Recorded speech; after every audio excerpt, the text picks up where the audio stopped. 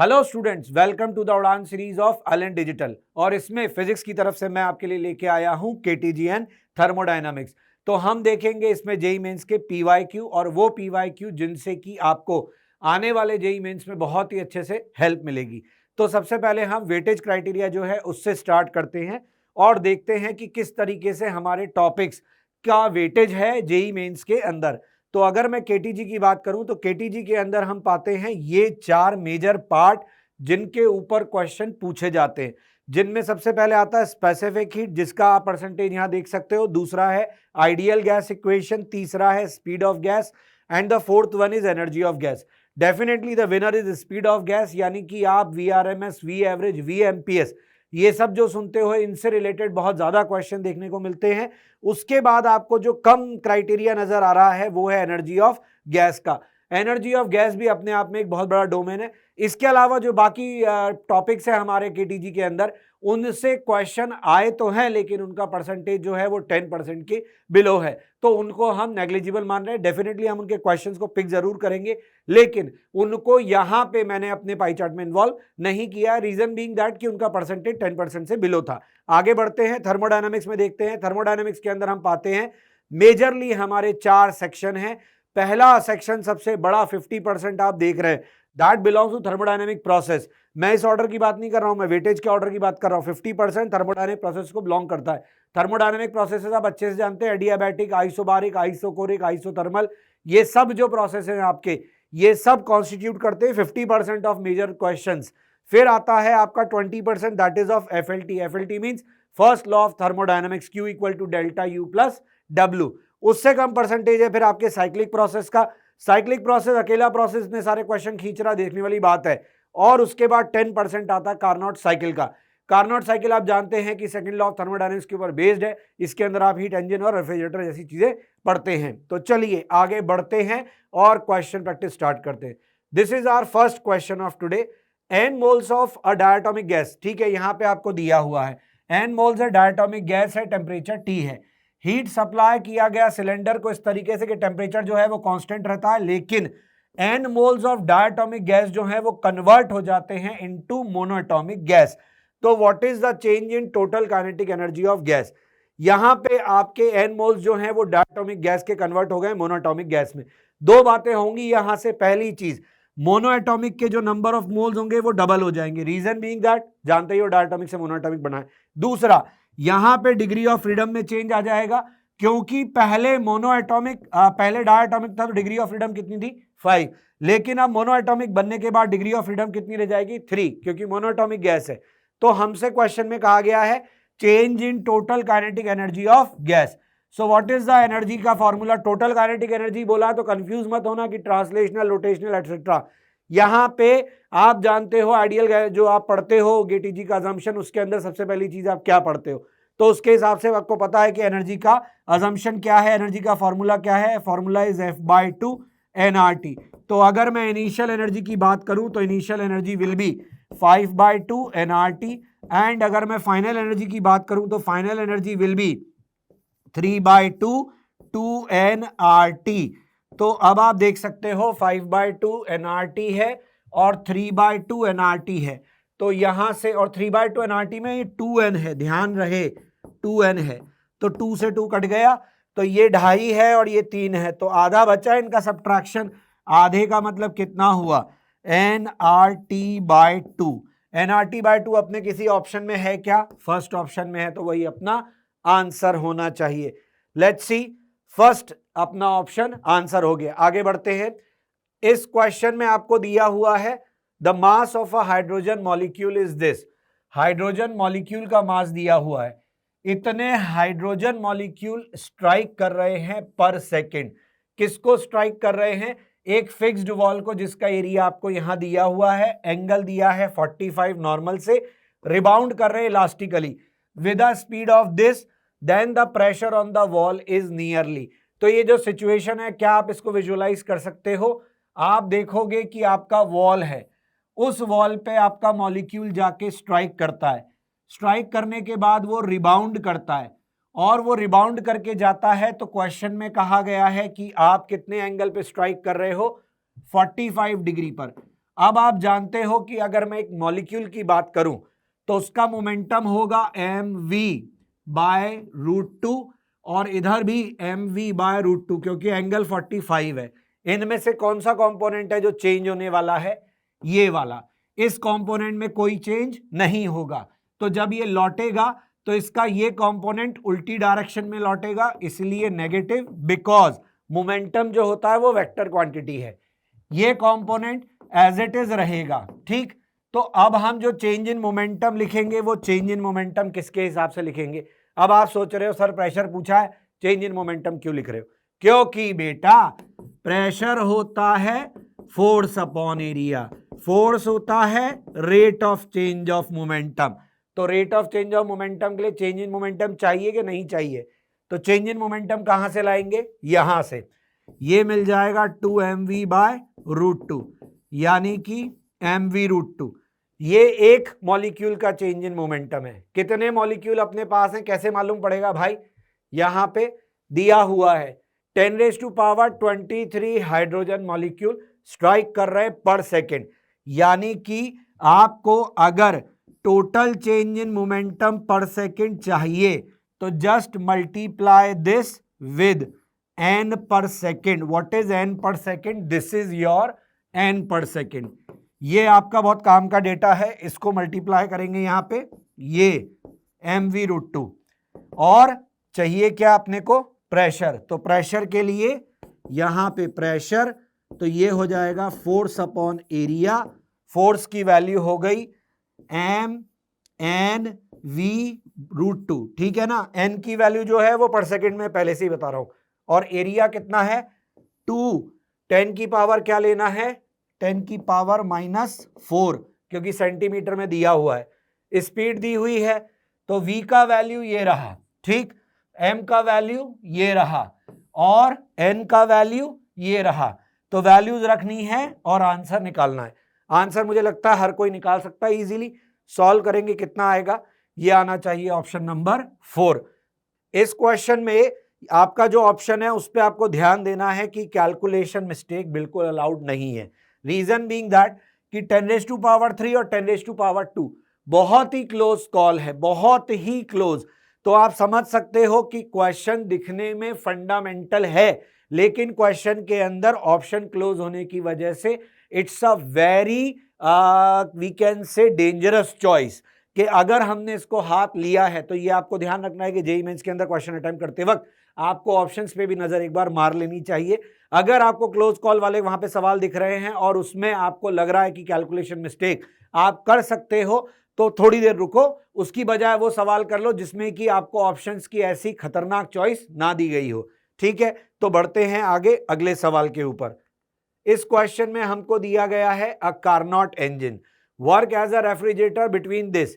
तो आपको यहां कार्नोट इंजन दो टेम्परेचर के बीच में काम करता हुआ दिया गया है। आप जानते हो जहां सोर्स का टेम्परेचर यानी कि हॉट रिजर्वायर का टेम्परेचर होता है दैट इज T1, जहां पे सिंक यानी कि कोल्ड रिजर्वायर जिसको बोलते हैं उसका टेम्परेचर होता है, सराउंडिंग होती है, तो वो T2 हो गया।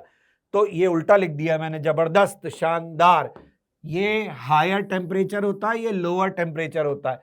ऑर्डर हमें ये T2 लेना और ये T1 लेना है, ठीक है।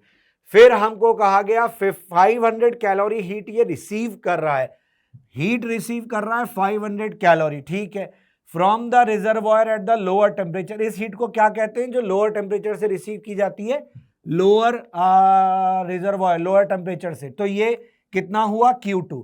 तो क्वेश्चन में कहा है amount of work done in each cycle to operate the refrigerator. तो आपको मालूम होगा कि अगर इंजन कोई नॉर्मल हीट इंजन नहीं, कार्नोट इंजन है, तो आप ऐसा कह सकते हो कि T2/T1 बराबर Q2/Q1 होगा। पर सर हमसे तो W मांगा है, आप Q2 Q1 पे क्यों जा रहे हो? इसलिए जा रहा हूं क्योंकि एक बात और होती है, Q1 बराबर Q2 प्लस W होता है। तो इन दोनों बातों को जोड़ दूं, T2/T1 और Q2/Q2 प्लस W, इधर मल्टीप्लाई कर दो, T2 Q2 T2 W Q2 T1 Q2 T1 T1। तो अब हमारे पास क्या बचेगा?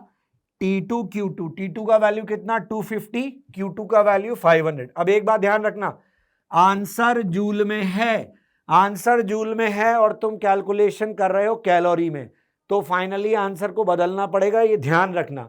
तो यहां पे T2 को 250 और ये 500, 250 इंटू 500 प्लस T2W, T2 कितना 250, 250W, 250 है वो 280 नहीं है, तो 250 ठीक बराबर Q2 T1, Q2 कितना 500, 500 इंटू 300।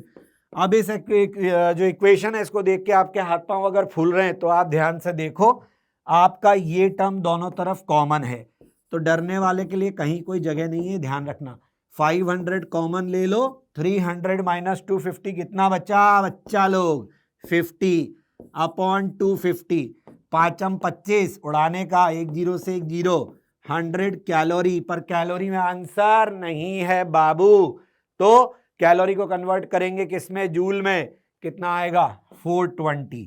तो दिख रहा है क्या ऑप्शन में 420 कहां है, चौथा ही है, तो fourth option will be the answer. आया समझ में?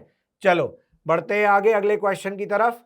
इस क्वेश्चन में दिया गया है given diagram shows 4 processes that is isochoric, isobaric, isothermal and adiabatic.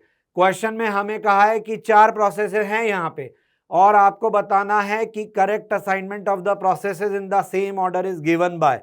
तो बताओ भैया correct assignment of the processes क्या है।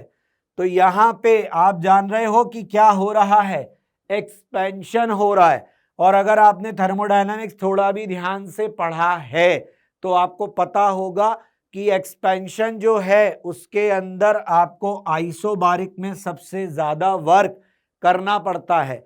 तो एक्सपेंशन में सबसे ज्यादा वर्क आप आइसोबारिक में करोगे, सबसे कम वर्क आपका होता है आइसोकोरिक में। रीजन बीइंग दैट कि आइसोकोरिक में वर्क डन होता ही नहीं है। तो अब ए से डी वाला कौन है भाई, ए से डी, ये आइसोबारिक, ये आइसोकोरिक, और स्लोप ज्यादा किसका होता है, एडियाबैटिक, एडियाबैटिक का स्लोप ज्यादा, आइसोथर्मल का उससे कम। तो या तो अपना ऑर्डर बनना चाहिए डी सी बी ए, या बनना चाहिए ए बी सी डी। तो इसमें क्या बन रहा है अपना ऑर्डर, सेम ऑर्डर, तो डी सी बी ए, इसको अरे ये ऊपर प्रोसेसेस लिखे इनके हिसाब से जमाना है, सही है, तो इनके हिसाब से जमाएंगे तो क्या दिखेगा अपने को, आइसोकोरिक हुआ डी, आइसोबारिक हुआ ए, आइसोथर्मल हुआ बी, और एडियाबैटिक हुआ सी, डीएबीसी। डीएबीसी कौन सा ऑप्शन हो गया, फोर्थ ऑप्शन। क्या है आंसर, फोर्थ ऑप्शन आंसर होना चाहिए। बहुत बढ़िया, फोर्थ ऑप्शन आंसर। समझ में आया सब लोगों कैसे किया। चलिए आगे बढ़ते हैं टुवर्ड्स द नेक्स्ट क्वेश्चन। क्या दिया है, हमें कहा है इस क्वेश्चन में गैस मिक्सचर है जिसके के अंदर 3 मोल्स ऑफ ऑक्सीजन है, 5 मोल्स ऑफ आर्गन है, टेम्परेचर T है, अज्यूम करना है कि गैस जो है वो आइडियल है, and oxygen bond to be rigid, the total internal energy in units of RT of the mixture. ध्यान से देखो, अपने को RT की टर्म्स में आंसर देना है, यानी कि अपने फाइनल आंसर में RT की वैल्यू को सॉल्व नहीं करना है, RT की वैल्यू के टर्म्स में आंसर देना है, RT का मल्टीपल मतलब। तो यहां पे गैस मिक्सचर है, गैस मिक्सचर के लिए अपने को बोला टोटल इंटरनल एनर्जी, तो टोटल एनर्जी क्या हो जाएगी, एनर्जी ऑफ ऑक्सीजन और energy of argon. Energy of oxygen क्या लिखोगे, तो एनर्जी का फॉर्मूला तो एक ही होता है भाई, F/2 nRT। लेकिन अब यहां पे क्योंकि गैस 2, नंबर ऑफ मोल 2, तो ये 1, ये 1, ये 2, ये 2, T मुझे लग रहा है हाँ सेम टेम्परेचर है इनका, तो फिर इनमें T और RT कॉमन आ गया, बाहर निकाल लो, RT कॉमन आ गया तो F1 N1, F2 N2, और बाहर गया RT/2। समझ में आ रहा है। तो अब इसके बाद वैल्यू डालो। F1 ऑक्सीजन कैसी गैस होती है, डायटोमिक, डायटोमिक की डिग्री ऑफ फ्रीडम बोलो फटाफट 5, नंबर ऑफ मोल कितने दिए 3, और आर्गन, आइडियल गैस में आती है तो इसकी degree of freedom 3, number of mole 5, ये हो गया RT/2। ये कितना हो गया 5 × 15, 5 × 15 30, 30/2 15 RT। यार 15 RT है वो 18 RT नहीं है, तो यहां पे आया अपना 15 RT। 15 RT तो RT की टर्म्स में आंसर देना तो 15 होना चाहिए। कौन सा ऑप्शन हुआ? सेकंड, ऑप्शन सेकंड आंसर होना चाहिए। क्या दिया है? सेकंड। आया समझ में? तो मिक्सचर ऑफ गैस का एग्जांपल है एनर्जी वाला, मैंने बताया था आपको, काफी बड़ा सेक्शन है एनर्जी का, तो एनर्जी के सेक्शन में से इस तरीके से मिक्सचर के सवाल भी अपने को मिल सकते हैं। ठीक, बढ़ते हैं आगे टुवर्ड्स द नेक्स्ट क्वेश्चन। क्या दिया है क्वेश्चन में? कहा है match the thermodynamic processes taking place in a system with the correct condition the table. ठीक है भाई, तो मैच द कॉलम है अपने पास, यहाँ पे डेल्टा क्यू है हीट सप्लाइड, डेल्टा डब्ल्यू है वर्क डन और डेल्टा यू है चेंज इन इंटरनल एनर्जी। ये सारे किरदार, ये सारे कैरेक्टर वही हैं जो एफएलटी में फर्स्ट लॉ ऑफ थर्मोडायनेमिक्स में अपन देखते हैं। तो अब अपने को एक तरफ प्रोसेस है, एक तरफ कंडीशन है। एडियाबैटिक की कंडीशन क्या होती है? तो आपको जब पढ़ाया गया था क्लास में तो बताया गया था कि हर प्रोसेस को हम लोग एक कंडीशन से डिफाइन करते हैं। तो अब आपका टाइम है कि आप वो कंडीशन रिकॉल करो। एडियाबैटिक के लिए हम कहते हैं कि हम सराउंडिंग के साथ में कोई भी हीट एक्सचेंज नहीं करते इन दिस प्रोसेस, तो इसके लिए हीट एक्सचेंज जीरो। तो हीट एक्सचेंज जीरो कहां पे दिया हुआ है? बी में, तो एडियाबैटिक के आगे बी आना चाहिए। आइसोथर्मल प्रोसेस क्या होता है? आइसोथर्मल प्रोसेस जिसमें टेम्परेचर कांस्टेंट रहता है। टेम्परेचर कांस्टेंट का मतलब है कि उसकी इंटरनल एनर्जी यानी कि यू में कोई चेंज नहीं आएगा। तो डेल्टा यू जीरो किसके लिए है? आइसोथर्मल के लिए। और डेल्टा यू जीरो कौन सा है? डी, तो डी आ जाएगा। आइसोकोरिक क्या होता है? आइसोकोरिक वो होता है जिसमें वॉल्यूम में कोई चेंज नहीं, तो वॉल्यूम में कोई चेंज नहीं तो वर्क डन क्या हुआ? जीरो। तो थर्ड का आंसर होना चाहिए ए। अब बचा आइसोबारिक। अब हमने बी डी ए चूज कर लिया, तो आइसोबारिक के केस में ले देकर ऑप्शन सी ही बचा। तो ऑप्शन सी जो है वो ऐसा कोई ऑप्शन, मतलब फोर्थ का सी, ऐसा कोई ऑप्शन नहीं है जिसको कि आप कहो डिसाइडिंग है। बाकी तीन जो है वो डिसाइडिंग है। तो आपको यहाँ पे फोर्थ का सी देखो सबसे ज्यादा मैक्सिमम ऑप्शंस में दिख भी रहा है, इसका मतलब ये बिल्कुल भी डिसाइडिंग प्लेयर नहीं है। तो देख लेते हैं, फर्स्ट का बी, सेकंड का डी, थर्ड का है। तो ये तो पहला ही ऑप्शन लग रहा है मुझे जिसमें कि सारे सही बैठ रहे हैं। तो क्या आंसर आना चाहिए इसका? इसका आंसर होना चाहिए फर्स्ट, जो कि दिया भी है। आई होप आपको समझ में आ गया होगा। डेफिनेटली इसको करने के लिए आपका कंडीशन वाला पार्ट जो है वो बहुत ही अच्छे से क्लियर होना चाहिए, क्योंकि थर्मोडायनेमिक प्रोसेस हम रिवाइज करते हैं। मैंने आपको पहले ही बताया 50% कॉन्स्टिट्यूट करता है ये, तो आप अपने स्क्रीन पे देख भी लो कि 50% कॉन्स्टिट्यूट किस तरीके से कर रहा है। इस तरीके से कॉन्स्टिट्यूट कर रहा है, मतलब हम थर्मोडायनेमिक प्रोसेस के अंदर जो पहली लाइन पढ़ते हैं कि कंडीशन जो डिफाइन करेगी कि ये कौन सा थर्मोडायनेमिक प्रोसेस है, उसके ऊपर भी मैच द कॉलम पूछा हुआ है। तो अब आप समझ रहे हो कि ये जो चैप्टर है इसके अंदर हर चीज जो आपने पढ़ी है उसको आपने अगर ढंग से रिवाइज किया है तो it is going to benefit you a lot. आगे बढ़ते हैं, आगे हम देखते हैं अगले क्वेश्चन में। दो आइडियल कार्नोट इंजन ऑपरेट कर रहे हैं, ठीक है। Cascade all heat given up by one engine is used by the other engine to produce work between temperatures T1 and T2, the temperature of the this. अच्छा ठीक है, तो पहले तो ये बोल रहा है कि दो कार्नोट इंजन है, कास्केड में काम कर रहे हैं, मतलब कि ऐसे समझो कि ये मेरा हीट इंजन 1, ठीक है, this is my heat engine 1 and this is my heat engine 2।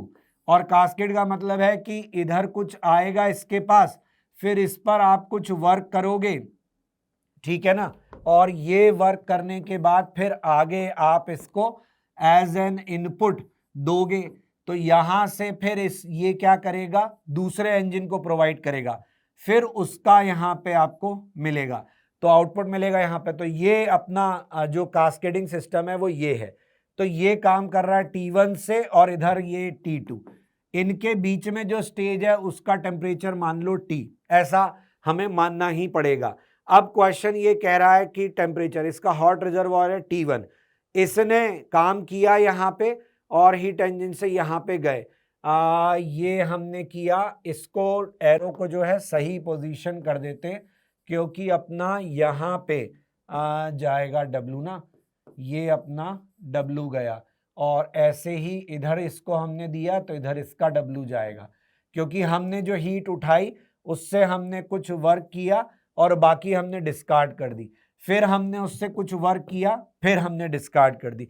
Basically ये हम वर्टिकल बनाने हैं तो बिल्कुल सही दिखता है, हॉरिजॉन्टल में ये मेरे को भी थोड़ा सा वो लगा कि ऐसा बनेगा। फिर आगे देखते हैं, क्वेश्चन में कहा है कि ये टेम्परेचर हो गया, चलो इसने बोला भी है T is the temperature of the sink of first engine, इसकी सिंक का टेम्परेचर T है, ठीक है। How T is related to T1 and T2, ये हमसे पूछा है। अगर दोनों equal amount of work perform करते हैं, बस ये है ना चाबी जिससे कि सवाल को सॉल्व करेंगे। तो अपने को कुल मिला के क्वेश्चन में क्या दिया, इसका वर्क डन निकालेंगे तो क्या होगा T1 माइनस T, और इसका वर्क डन निकालेंगे तो क्या हो जाएगा T2 माइनस T। इन दोनों को इक्वेट कर दें तो ये हो जाएगा 2T, ये हो जाएगा T1 माइनस T2, ये हो जाएगा T बराबर T1 माइनस T2 बाई 2। मैंने क्या किया, वो जो हमारा हीट वाला सिस्टम होता है उसी से ही सॉल्व किया है, और कार्नोट इंजन दिए थे तो आप जानते ही हो T1 by T2 Q1 by Q2, वही लॉजिक मैंने लगाया है। तो मैंने कहा कि भाई यहाँ पे वर्क डन इतना हुआ, यहाँ पे वर्क डन इतना हुआ, तो सीधे टेम्परेचर रख के मैंने सॉल्व किया तो हमारे पास T का वैल्यू ये आया। कौन सा ऑप्शन होना चाहिए, प्लस माइनस का कोई मिस्टेक तो नहीं है, एक बार चेक कर लेते हैं। ये हमने प्लस माइनस का यहाँ एक मिस्टेक किया है, क्योंकि यहाँ पे वर्क डन होगा T माइनस T2, इसके लिए तो ये सोर्स का काम करेगा ना, तो यहाँ पे आएगा T1 plus T2, T1 plus T2। अब सही है, कौन सा ऑप्शन आ रहा है, थर्ड। अच्छा देखो, अगर हमसे गलत कैलकुलेशन होती और हमारा गलत आंसर आता तो भी यहाँ पे कितने सेफ है हम कि सवाल पूछने वाले ने ऐसा ऑप्शन हमको दिया नहीं, लेकिन ये हमारे साथ नहीं हुआ, अलग बात है, लेकिन ऐसा हो सकता है। तो ध्यान रखें इस चीज का कि कैलकुलेशन में आपके प्लस माइनस की गलती अब यहां तो आपको नुकसान नहीं करेगी, पर अदरवाइज वो कर सकती है, तो please be aware of that. चलिए, तो ये हुआ हमारा क्वेश्चन नंबर, इसका आंसर आया 3। तो ठीक है, समझ में आया। आगे बढ़ते हैं, अगले क्वेश्चन में हमको दिया गया है, under an adiabatic process the volume of ideal gas gets doubled. तो हमारा एडियाबैटिक प्रोसेस जो है उसके अंदर हमारा वॉल्यूम डबल हो रहा है, ठीक है। Consequently the mean collision time between gas molecule change कर रहा है, गुड एस्टिमेट फॉर टाउ1 टाउ2 बाय टाउ1 हमसे पूछा है। तो इस क्वेश्चन में सबसे पहली बात कि ये अगर आइडियाबैटिक प्रोसेस है तो हमारे पास एडियाबैटिक प्रोसेस की इक्वेशन होनी चाहिए। दूसरा, हमारे पास मीन कोलिजन टाइम का फॉर्मूला होना चाहिए, वो होता है 1/√2 pi D square N we. छोटा एन लेते हैं इसको, तो छोटा एन ले लेंगे। छोटा एन क्या रिप्रेजेंट करता है, number of molecules per unit volume, और ये हो गया VRMS। यहां से हमारे पास निकल के आता है टाउ बराबर, ये टाउ की प्रोपोर्शनैलिटी ले लें बेसिकली हम, क्योंकि बाकी चीजें तो हमारी कांस्टेंट रहेंगी दोनों में। तो प्रोपोर्शनैलिटी देखें तो क्या दिख रहा है, 1/NV, और VRMS हो जाएगा 3RT/M। तो 3RT/M में हमारा T नीचे और M ऊपर, ठीक है। अब ये जो NV है इसको हम क्या लिखें, NV हो गया हमारा number of molecules per unit volume. Number of molecules per unit volume हो गए number of moles into Avogadro upon V। तो ये हुआ N/V। तो कुल मिला के हमें प्रोपोर्शनैलिटी जो दिख रही है वो क्या दिख रही है, V/N, और इधर हमको दिख रहा है √M/T। अब यहां पे हम एक काम कर सकते हैं, क्या कि हम जानते हैं PV बराबर nRT, तो N/V बराबर P/RT। अगर मैं इसको काम में ले लूं तो उल्टा हो जाएगा, टाउ प्रोपोर्शनल टू हो जाएगा RT/P, और इधर ये आया √T। R को भी हटा दो क्योंकि ये गैस कांस्टेंट है, ये सबके पास रहेगा। मैं डायरेक्ट रिलेशन भी लिख सकता था, बट हो सकता है कि आप में से कई लोगों को वो ना पता हो, तो इसलिए मुझे ये लंबा रास्ता लेना पड़ा। अदरवाइज मैं क्लास में ये बताता हूं कि मीन कोलिजन के फॉर्मूला जो होता है उसके डिफरेंट वेरिएशन होते हैं, ये उसका डायरेक्ट वेरिएशन है in terms of temperature and pressure. तो यहां हम पहुंच गए, अभी तक मैंने एडियाबैटिक प्रोसेस को हाथ भी नहीं लगाया है। इसका मतलब ये हुआ कि इस फॉर्मूले तक पहुंचने के लिए आपको इसकी जरूरत नहीं है एडियाबैटिक की, केवल आपके मीन जो कोलिजन का टाइम है उसी से आप यहां पर पहुंच जाओगे। अब रूट टी पाई पी जो आपका आया है इसमें आप अपनी नॉलेज लगा दो, तो आपको मालूम है कि P1 V1 gamma, P2 V2 gamma, तो आपका यहां पे आएगा टाउ1, तो नीचे आएगा P1, तो P2 बाय P1 आपको क्या मिलेगा, P2 बाय P1 मिलेगा V1 बाय V2 की पावर गामा। ये कितना हो जाएगा, तो आपने इसका वॉल्यूम जो है वो डबल किया है, तो इट इज 2 माइनस गामा। और ऐसे ही टेम्परेचर के लिए सॉल्व कर लो, T1 V1 gamma -1, T2 V2 gamma -1। इसमें T1 ऊपर आएगा तो T1 बाय T2 आपको मिल जाएगा कितना, T1 बाय T2 मिल जाएगा V2 बाय V1, यानी कि डायरेक्ट मैं लिख सकता हूं 2 गामा -1। तो इसको मैं डायरेक्ट लिख दूं 2 गामा -1, तो मेरे पास दो चीजें हो गई, एक हो गई ये इक्वेशन, दूसरी हो गई ये इक्वेशन। तो मेरा ये जो रिलेशन है ये ट्रांसफॉर्म हो जाएगा टाउ1 बाय टाउ2 बराबर रूट T1 बाय T2 को क्या लिखूं, 2 गामा -1 अपॉन 2, और ये जो P2 बाय P1 था इसकी वैल्यू को लिखूंगा 2 पावर माइनस गामा। तो अब आप देख सकते हो ये कितना आ जाएगा आपका गामा -1, ठीक है, और उधर गया -2 गामा, क्योंकि जुड़ जाएंगे, डिवाइड बाय 2, ये कितना हुआ माइनस गामा +1 डिवाइडेड बाय 2। तो 2 की पावर में आपको ये रिलेशन कहीं मिल रहा है, पहले ऑप्शन में मिल रहा है, तो पहला ऑप्शन हमारा आंसर होना चाहिए। क्या दिया हुआ है, आंसर 1। ये जो मीन कोलिजन टाइम है, ये mean collision time formula wise बहुत ही इंपॉर्टेंट है, और इसके जितने वेरिएशंस आप याद रख सकते हैं उतना ही आपको कैलकुलेशन में ईज मिलेगी। अगर आप डायरेक्ट अप्रोच जानते तो इतना टाइम हमको नहीं लगता, हम इसको यहीं से शुरू करते और यहां से खत्म कर देते। चलिए कोई बात नहीं, आगे बढ़ते हैं towards the next question.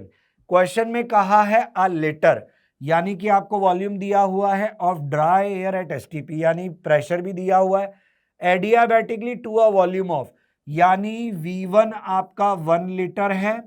1 litre का मतलब आप समझ गए 10⁻³ मीटर क्यूब, और क्योंकि 1 लीटर को हम कहते हैं 1000 सीसी, 1000 सीसी का मतलब क्या होता है, 1 लीटर 1000 सीसी यानी 10⁻³ centimetre cube, centimetre cube is 10⁻⁻6, तो इट इज 10⁻³ मीटर क्यूब, ठीक है।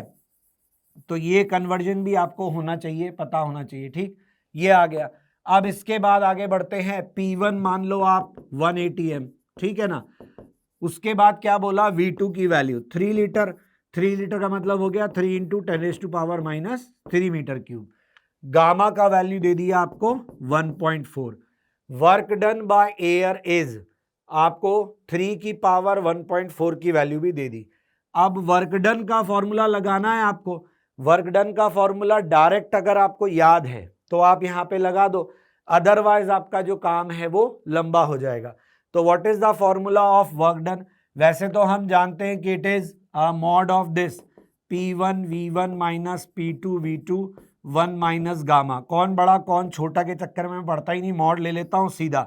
तो P1 V1 minus P2 V2 1 minus gamma, तो अपना P1 कितना है, P1 था ये 10⁻⁻3, V1 P1 की वैल्यू भी हमारे पास है। तो सारी वैल्यूज है हमारे पास क्या नहीं है, हमारे पास P2 नहीं है, P2 ले आते। P2 कहां से लाएंगे, तो P1 V1 gamma, P2 V2 gamma, तो P1 V1 बाय V2 की पावर गामा, ये कितना हो जाएगा P1, और ये है हमारा 1:3, तो 3 की पावर माइनस गामा, क्योंकि 10⁻⁻3 से 10⁻⁻3, यानी P2 आ गया 3 की पावर माइनस गामा ATM। तो अब अपने पास सब दिया हुआ है ना, ये दिया, ये दिया, ये दिया, ये अपन ने निकाल लिया, गामा तक की वैल्यू भी दी हुई है, रख के केवल अपने को वर्क डन निकालना है, और सब कुछ अपन ने SI में बदल लिया। ATM को 10⁻5 लिख सकते हो आप, न्यूटन पर मीटर स्क्वायर या पास्कल, तो वो भी कन्वर्जन हो जाएगा। तो यहाँ पे सॉल्व करने के बाद हमारा आंसर आना चाहिए, कितना आएगा अप्रोक्सीमेटली 90.5 जूल आएगा। तो बस यहाँ पे वैल्यूज ही आपको रखनी है, बाकी सारा कन्वर्जन मैंने आपको बता ही दिया क्या करना है। मेजर इसमें लीटर का कन्वर्जन है, उसमें गड़बड़ मत करना, बस वो रख लोगे सही से तो सॉल्व हो जाएगा, ठीक है। और यहाँ पे मैंने मॉड ले लिया तो वो सोचने में दिक्कत भी नहीं कि P1 V1 और P2 V2 में से कौन बड़ा होता है, 1 माइनस गामा रखते हैं कि गामा माइनस 1 रखते हैं, आंसर अपने आप सही आ जाएगा। ज़्यादा एक्यूरेसी हमको तब चाहिए होगी जब हम ग्राफ का सवाल करेंगे, ठीक है ना। अगले क्वेश्चन में हमको कहा है 2 moles of an ideal gas with CP। ये सब चीज़ें क्या होती है ना, पेपर में अपने को टाइम सेव करने में मदद करती है, अपने टाइम सेविंग मतलब हेल्प होती है। क्यों? क्योंकि ये सोचने में ही, कंफ्यूज होने में ही, परेशान होने में ही हम अपने 10, 15, 20, 25 सेकंड जो है गंवा देंगे, उतने में ही बहुत काम हो जाएगा हमारा ना। तो फिर इसलिए हमें ज़रूरत है कि कॉन्फिडेंट फील करें। तो जरा भी अपने को लगे प्लस माइनस गड़बड़ हो रही है, मॉड लेके कर लो, क्योंकि साइक्लिक तो है नहीं, एफिशिएंसी निकाल नहीं रहे हो कि प्लस माइनस की साइन की जरूरत पड़े। आगे क्वेश्चन में अपने को क्या दिया है, 2 moles of an ideal gas है CP/CV बराबर 5/3 और मिक्स्ड किया है with 3 moles of another ideal gas with this value of CP/CV। तो वह CP/CV जो होता है वो गामा मिक्सचर होता है बेसिकली, और गामा मिक्सचर का फॉर्मूला होता है N1CP1 N2CP2 upon N1CV1 N2CV2। अब दिखने में तो ये फॉर्मूला बहुत आसान है, लेकिन ना तुम्हारे पास CV है ना तुम्हारे पास CV है, सबका तुम्हारे पास रेशियो है। तुम्हारे पास ले के जो है ना वो N1 और N2 की वैल्यू है। N1 की वैल्यू तुम्हें दी हुई है 2 और N2 की वैल्यू दी हुई है 3। बस इसके अलावा तुम्हें सिर्फ रेशियोज दिए हुए। ऐसा भी नहीं कर सकते कॉमन लेके रेशियो रख दो, उससे भी नहीं बनेगा। तो तुम्हें यहाँ पे क्या करना पड़ेगा, थोड़ी सी मेहनत करनी पड़ेगी। पहले CP1/CV1 की बात कर लेते। 5/3 हो गया, तो यहां से अपने को मिला CP1 बराबर 5/3C1। ये कैलकुलेशन मैं करके दिखा रहा हूं, अदरवाइज मैं कैलकुलेशन जैसा काम करता नहीं, उसमें मैं आपको बता देता हूं कि ऐसे करना है, आप वैल्यू डालोगे बस आंसर मिल जाएगा। लेकिन यहाँ पे वैल्यू डालने वाला काम नहीं है, यहाँ पे आपके लिए इक्वेशन सॉल्व करने वाला काम है, इसलिए मैं आपको पूरा बता रहा हूं। तो CP1 की वैल्यू ऐसे निकाल ली। फिर एक चीज और होती है, CP1 को अपन लिख सकते हैं CV1 + R। तो अपने पास एक वैल्यू ये हो गई, एक वैल्यू ये हो गई, दोनों ही CP1 की इक्वेशंस हैं, इक्वेट कर दो। तो क्या मिला, 5/3C1 बराबर CV1 + R। इसको इधर ले आओ CV1 को, तो 5/3 - 1 2/3, 2/3 CV1/R। तो CV1/R कितना हो गया, 3/2R। ये 3/2R हो गया, तो CP1 कितना हो गया, 5R/2। इसको देखकर अपने को थोड़ा सा जोश आ गया, अब आगे भी कर सकते हैं। फिर इधर क्या आया, CP2/CV2, ये कितना दिया है, 4/3। तो यहां से अपने को मिला CP2 बराबर 4/3CV2, और CP2 को लिख सकता हूं CV2 + R। फिर वही कहानी है, 4/3 - 1, तो 1/3 1/3, तो CV2 कितना आ गया, 3R, और CP2 कितना आ गया, तो 3R + R 4R। तो अब रख दो फॉर्मूले में वैल्यू, ये आया 2 इंटू इसका वैल्यू कितना था, 5/2R, R वार तो कट जाएंगे, फिर 3, इसका वैल्यू कितना आया 4, और नीचे 2, इसका वैल्यू कितना आया 3/2, और इसका वैल्यू आया 3 × 3, ये कितना हुआ, तो ये कट गया 5, और ये हो गया 4 × 3 = 12, 12 और 5 17, और ये हो गया 9 और 3 12, 17/12, 17/12 सॉल्व करेंगे तो मुझे लगता है 1.42 के आसपास की वैल्यू आएगी। ध्यान रखना भाई, बहुत क्लोज कॉल है, लेकिन 17/12 ऐसी वैल्यू है जिसको अपन इजीली सॉल्व भी कर सकते हैं, कोई दिक्कत नहीं है। तो गलती नहीं होगी ऐसा मान के चलो, बट बहुत क्लोज कॉल तो है ही ऑप्शंस के अंदर कि अपने को इतना पास पास वाले आंसर दिए हुए हैं, ठीक है। तो इस क्वेश्चन में न्यूमेरिकल वैल्यू कुछ नहीं थी, लेकिन इक्वेशंस वाला खेल बहुत ज्यादा था।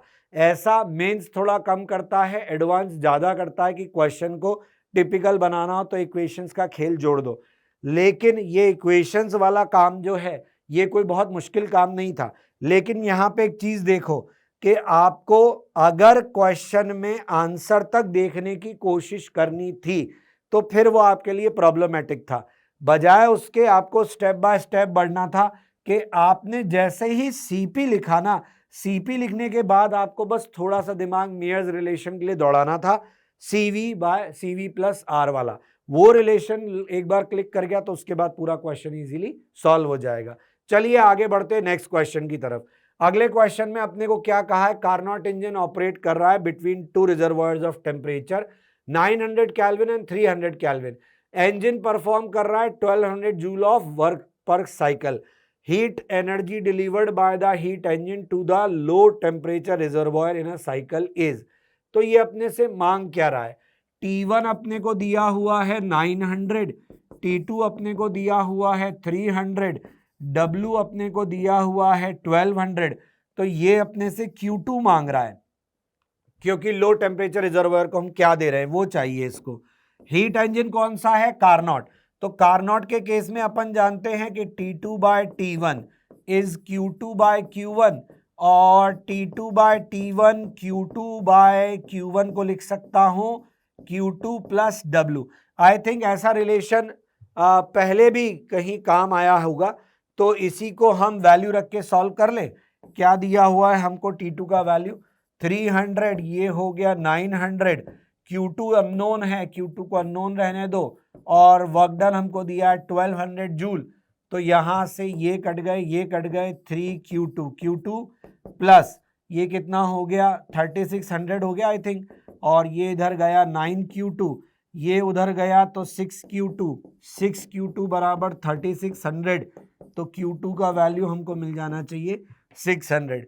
यहां भी थोड़ा सा इक्वेशन का खेल था, इसलिए आपको सॉल्व करके दे ही दिया। तो 600 हमारा आंसर आएगा इन दिस क्वेश्चन। क्लैरिटी हो गई। आगे बढ़ते हैं टुवर्ड्स द नेक्स्ट क्वेश्चन। तो इस क्वेश्चन में कुछ भी नहीं था, कारनॉट इंजन की आपकी ये जो इंफॉर्मेशन थी बस आपको इसको यूज करना था। आप देख पा रहे हो, आप समझ पा रहे हो, आपको ये क्लैरिटी हो रही होगी कि आपने जो फॉर्मूले पढ़े हैं उनको आपका याद करना थर्मोडायनामिक्स में, केटीजी में आपको कितना हाईली पे करता है।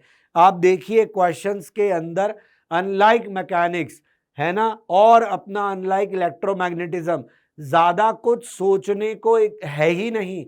आपको सिंपली इक्वेशंस का खेल दिया जा सकता है, या आपकी फॉर्मूला नॉलेज जो है, फॉर्मूला मेमोरी जो है उसको टेस्ट किया जा सकता है। इसके अलावा ज्यादा कुछ करने का क्वेश्चन में है नहीं।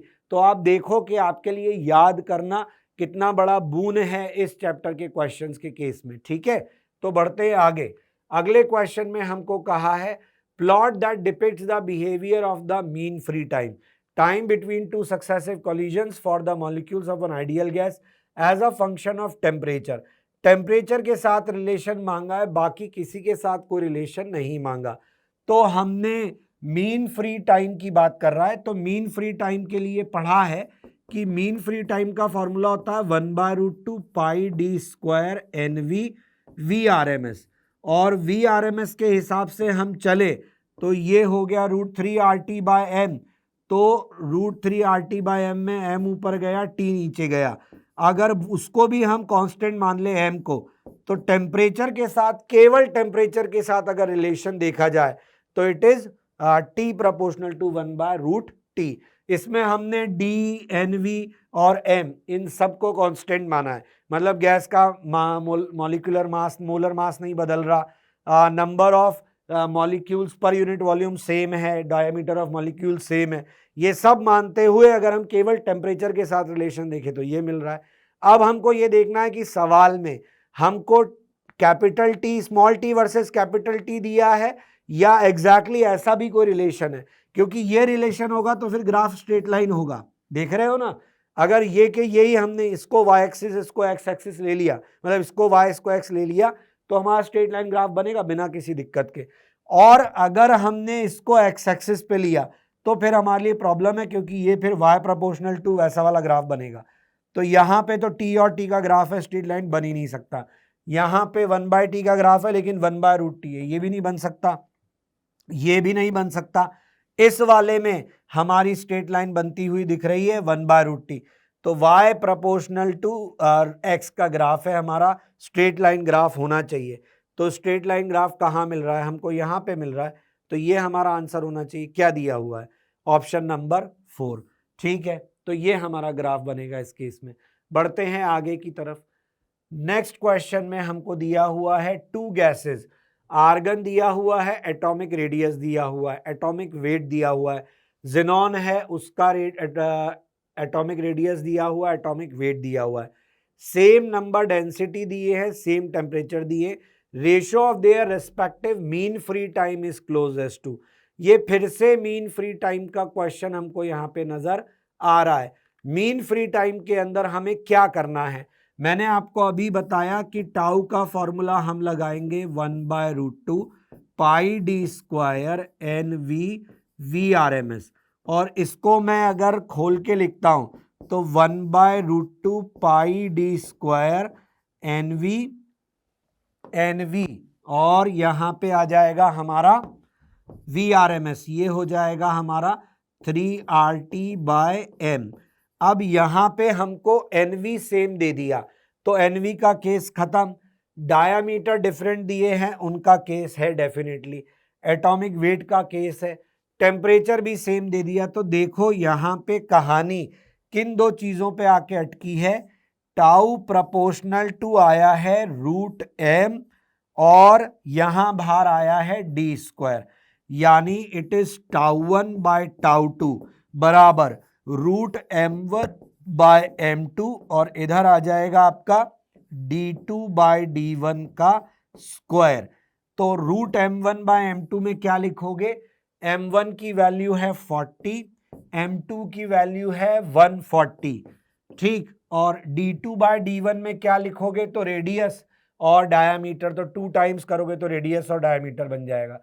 तो यहां पे 0.1, यहां पे 0.07, तो ये 0.1 ये 0.07 का स्क्वायर। अब ये जिस वक्त सवाल आया था उस वक्त क्या हुआ कि लोगों ने इसको सॉल्व किया और जो कैलकुलेशन में बहुत ही अच्छे थे उन्होंने इसका आंसर निकाला, लेकिन निकालने के बाद उनने जो पाया वो था 1.09 के लगभग। तो उनका ये कहना था कि अरे सर 1.09 आ रहा था, कोई ऑप्शन ही नहीं था, तो हम क्या टिक करते। सवाल को अगर हम ध्यान से पढ़ते तो उसने क्लोजेस्ट टू पूछा था। क्वेश्चन ढंग से ना पढ़ना, क्वेश्चन को ध्यान से ना देखना कितना नुकसानदेह हो सकता है आपके लिए, ये यहां इस क्वेश्चन में बहुत क्लियरली नजर आ रहा है। तो लोगों ने अच्छा खासा सॉल्व करा हुआ सवाल छोड़ दिया, क्यों, क्योंकि 1.09 ऑप्शन में नहीं है। अरे भैया जेईई मेंस का सवाल है तो किसने कहा कि तुम्हें एग्जैक्टली ऑप्शन ही मैच मिलेगा। क्लोजेस्ट टू का मतलब है 1.09 के आसपास सबसे कौन था, तो 3.67 पास है, 4.67 पास है, 2.3 पास है। अरे 1.09 के सबसे पास 1.83 खड़ा है, तो आंसर क्या होना चाहिए 1.83, पर लगे हुए थे आंसर निकालने में कि अरे आंसर नहीं मिल रहा हमको, तो हम कैसे टिक करके आया समझ में, तो आंसर आएगा थर्ड ऑप्शन। क्लियर है सब लोगों को। बढ़ते हैं अगले सवाल की तरफ। क्वेश्चन में कहा है स्टार्टिंग एट टेम्परेचर 300 केल्विन, ठीक है, 1 mole of an ideal diatomic gas is first compressed adiabatically. 300 kelvin हमारा शुरुआती टेम्परेचर है और 1 मोल ऑफ आइडियल गैस हमारे पास है। वैसे थर्मोडायनेमिक प्रोसेस का सवाल है तो नंबर ऑफ मोल बदलने वाले नहीं है, तो लीव देम, लेट्स इसको तो हटा ही देते हैं, ये नंबर ऑफ मोल कोई खास बात नहीं। आगे बढ़ते हैं। कंप्रेस करा एडियाबैटिकली, ठीक है, वॉल्यूम चेंज हुआ है, तो V1 से V2 हम गए हैं, V2 का वैल्यू दिया है V1/16। तो पहले तो इसी इंफॉर्मेशन को प्रोसेस कर लें।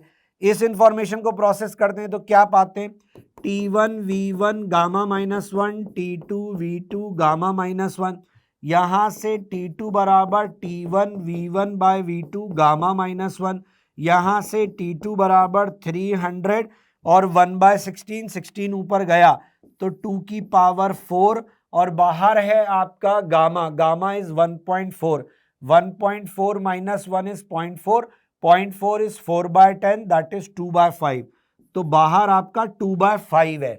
ठीक, यहां तक हमने सॉल्व कर लिया, तो ये आया हमारा 2/5, यानी T2 का वैल्यू आया 300 और 2 इंटू 8/5। ठीक, अब क्या बोल रहा है question, allowed to expand isobarically to volume 2V2। अब इसके बाद ये एक्सपेंड करता है, वॉल्यूम इसका हो जाता है 2V2। तो हम जानते हैं फॉर आइसोबारिक प्रोसेस T2/V2 बराबर T3/V3, तो T3 will be T2 V3/V2। T2 हमारे पास ये वैल्यू है ही और V3 हमें दिया है कि डबल हो रहा है। क्वेश्चन में फाइनल टेम्परेचर ही मांगा यानी T3 मांगा है। तो देखिए ये आया 300 इंटू 2⁵ और अंदर आया आपका 2, क्योंकि V3/V2 करेंगे तो 2 आएगा। तो ये कितना हो गया 1 + 8/5, यानी ये हुआ 300 2⁵13/5। 13/5 अप्रोक्सीमेटली कितना हो गया भाई, देख लो। अब ये जो डेटा है मेरे को तो बहुत ही डेंजरस टाइप की वैल्यू लग रही है सॉल्व करने वाइज, लेकिन आपके पास अगर मैथमेटिक्स का कोई हथकंडा हो और उसकी मदद से आप इसको सिंप्लीफाई कर सकते हो तो यू कैन डू दैट। तो यहां पे आप इसको सॉल्व करके निकालेंगे तो इसका आंसर आपको जरूर मिल जाएगा 300 इंटू, अगर ये 300 जैसा नहीं लग रहा है तो मैं क्लियर कर देता हूं, वो 300 है, मैं बोल भी रहा हूं आपको। तो ये 300 इंटू 2⁵13/5 अप्रोक्सीमेटली, ये तो मुझे 5 2 जा 10, 5 3 जा 15, 2⁵3 अप्रोक्सीमेटली हुआ 8, 8 3 जा 24, तो 8 से थोड़ा कम होना चाहिए, और 10 4 4 3 जा 12, मतलब 1200 और 2000 के बीच में कुछ आंसर है, लेकिन बहुत दूर का अजम्पशन है ये, तो अपना आंसर जो है वो इसके बीच में है। तो ये आपको सॉल्व करना आना चाहिए, तब आप करेक्ट आंसर गैस कर सकते हो इसमें सॉल्व करके, ठीक है ना। उन्होंने रेंज भी दी है तो आप इसके बीच में जो भी आंसर आएगा उसको सही माना जाएगा, वो देखते हुए कि कैलकुलेशन जो थी वो टफ थी। बात समझ में आई, क्लैरिटी हुई सब लोगों को। बढ़ते हैं आगे। अगले क्वेश्चन में हमको दिया है दो आइडियल डायटोमिक गैस है हमारे पास, ए और बी, टेम्परेचर है T, मॉलिक्यूल ऑफ गैस ए जो है वो रिजिड है, अच्छा, और उनका मास m दिया हुआ है। मॉलिक्यूल ऑफ गैस बी जो है उनके अंदर एडिशनल वाइब्रेशनल मोड है और उनका मास m/4 है। रेशियो ऑफ स्पेसिफिक हीट पूछा है हमसे, तो रेशियो ऑफ स्पेसिफिक पूछा है, CV पूछा है, तो बेसिकली हमसे CAV और CBV ये पूछा गया है। तो अपन जानते हैं कि CV बराबर होता है F/2R, F/2R होता है, तो A वाली जो गैस है वो डायटोमिक है, दोनों ही डायटोमिक गैस है इनफैक्ट, ठीक है, लेकिन बी के अंदर उन्होंने एक एडिशनल वाइब्रेशनल मोड दिया है, ठीक। तो डायटोमिक गैस है तो डायटोमिक गैस की तो डिग्री ऑफ फ्रीडम 5 होती है अनडाउटली, ठीक है। और जो बी वाला उसके अंदर वाइब्रेशनल मोड ऐड हो गया, तो एडिशनल वाइब्रेशनल मोड ऐड हो गया, तो वाइब्रेशन ऐड होने से आप जानते हो डिग्री ऑफ फ्रीडम 5 से बदल के क्या हो जाती है 7, तो ये हो जाएगा 7/2R। तो अपने को मिलना चाहिए 5/7, 5/7 मिलेगा, तो आंसर क्या दिया हुआ है इसका 5/7। अब क्वेश्चन करते वक्त लोग ये सोचेंगे कि यार इधर मास m क्यों दिया और इधर मास m/4 क्यों दिया, फिर वो अपने पढ़े हुए को कॉन्ट्राडिक्ट करने लगेंगे और फिर वो अपने आप को ये मतलब हैरेस करने लगेंगे कि अरे यार क्या लगा रहा है, मतलब तेरे को ये समझ में नहीं आ रहा कि इस इंफॉर्मेशन को कहाँ यूज करना है। ऐसा बिल्कुल करने की जरूरत नहीं है। अननेसेसरी इंफॉर्मेशन देके दिमाग खराब करना, अननेसेसरी इंफॉर्मेशन देके डिप्रेस करना, अननेसेसरी इंफॉर्मेशन देके कंफ्यूज करना एग्जाम में होने वाला एक बहुत यूजुअल प्रैक्टिस है, ताकि आप उस आसान से क्वेश्चन को भी गलत मानकर छोड़ आओ, आपको लगे कि इसमें आउट ऑफ दिस वर्ल्ड कुछ होने वाला था, जबकि ऐसा कुछ भी नहीं था। आई बात समझ में। बढ़ते आगे, तो हमें दिया है नेक्स्ट क्वेश्चन में हीट इंजन इन्वॉल्व है विद एक्सचेंज ऑफ हीट। इसमें हमको एक्सचेंज ऑफ हीट में ये सारी इंफॉर्मेशन दी गई है। During one cycle achieving an efficiency of 50%, the value of Q। Efficiency का फॉर्मूला होता है W/Q+, मतलब आपने जो टोटल वर्क डन किया अपॉन आपका टोटल हीट एब्जॉर्ब कितना, तो बेसिकली आउटपुट अपॉन इनपुट है, इनपुट आप जो हीट एब्जॉर्ब करोगे वो है और W आपका जो नेट वर्क डन आपने किया वो है। आप जानते हो this is nothing else, this is Q total, this is Q positive.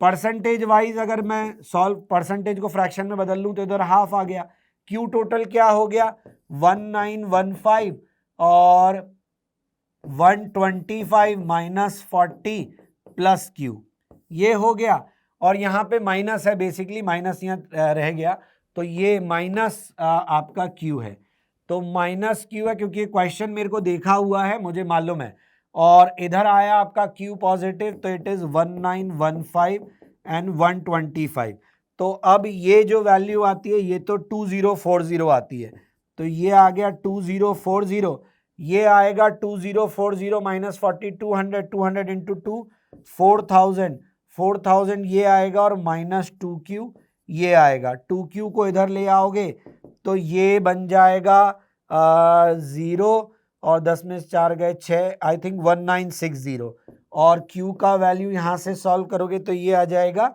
980। तो आपका जो वैल्यू ऑफ q है क्वेश्चन में पूछा है, थर्ड ऑप्शन आना चाहिए, दैट इज 980। तो आंसर देख लेते हैं इसका 980। तो बेसिक डेफिनेशन ऑफ एफिशिएंसी, तो यहां पे आपने देखा कि किस तरीके से आपका जो फॉर्मूला है वो आपको हेल्प करके जाता है और आपको थर्मोडायनामिक्स में कितना अच्छे से उसकी वजह से बेनिफिट मिलता है। ऐसा बाकी चैप्टर्स में थोड़ा सा हमारे साथ कम होता है, थोड़ा सा हमको प्रोसेसिंग करनी और पड़ती है, लेकिन यहाँ पे फॉर्मूलों का डायरेक्ट बेनिफिट हम उठा रहे हैं। तो आज के लिए मेरी तरफ से question practice KTG thermodynamics JEE mains PYQ में इतना ही। नेक्स्ट देखेंगे हम सेकंड पार्ट में। आज का मोटिवेशनल मैसेज मेरी तरफ से ये है, we can not solve problems with the kind of thinking we employed within when we came up with them. This is from obviously Albert Einstein. उन्होंने ये कहा कि जब आप प्रॉब्लम्स के समय जो सोचते हो, अगर आप जो सोच रहे थे प्रॉब्लम्स के समय अगर उसी को एम्प्लॉय करोगे तो कभी भी आप उसका सोल्यूशन नहीं पा पाओगे।